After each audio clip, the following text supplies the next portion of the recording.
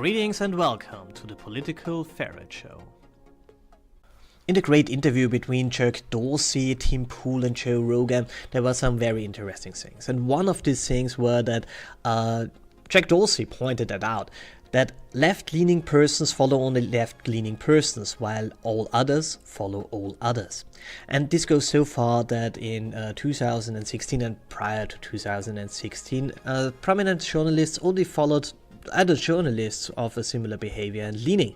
So this results in an absolute gigantic problem for the left wing, because the left wing sits in the bubble and can only speculate about the others, while the others are best informed about the strategy, the doings, and whatever the left is doing right now.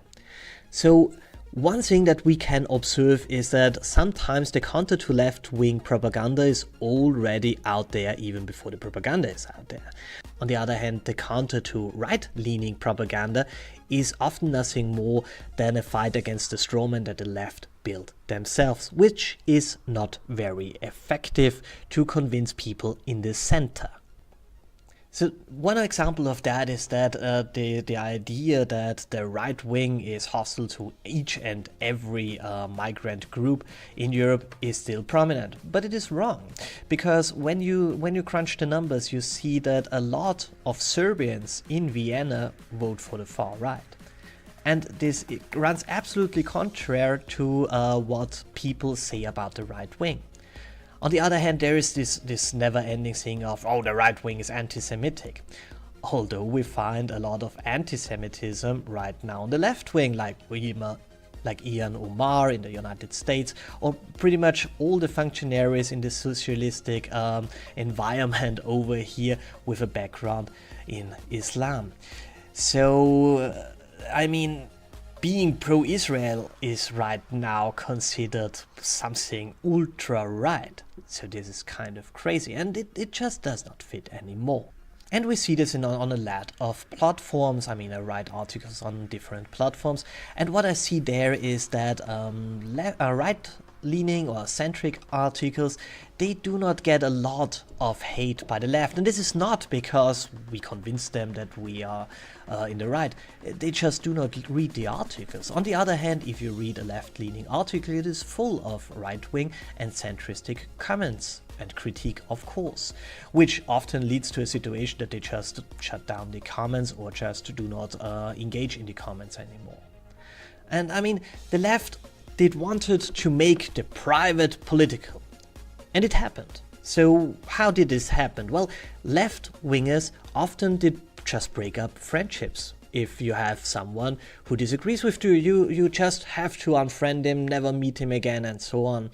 While on the other hand, the centrists, and especially the right wing, more than the centrists I have to say, they lay ahead to the exiled left. They say, come over to us, you can have fun here. So what do you think? Whose circle of friends will grow and who will shrink?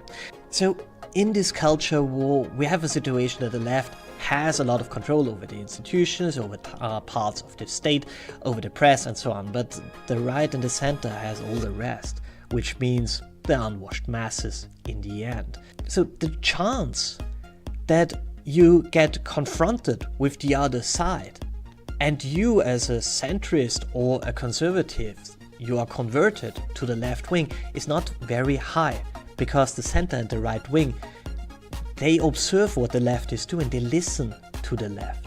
On the other side, while the left does this absolutely not, and they follow this idea that everything that is good comes from the left.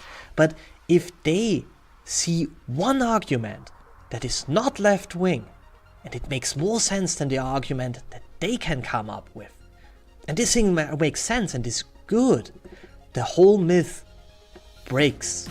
And this is the problem for the left, because you have often only to convince a left-winger that one conservative or libertarian argument works better than what he thinks works good. And he breaks away from the left wing, because then he falls down in a rabbit hole. So pretty much the only tactic that the left used in the last 10 years was to point out that they are the 99% and they fight against the 1%.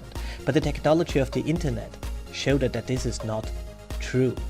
And this is the fatal flaw that kills right now the left wing, because it becomes more and more obvious that their movement is at least influenced, let's say, by the 1% and not beneficial for the 99%. So this whole building of bubbles will kill the left far faster than the right. Thanks for watching, like, share and subscribe, and have a wonderful day.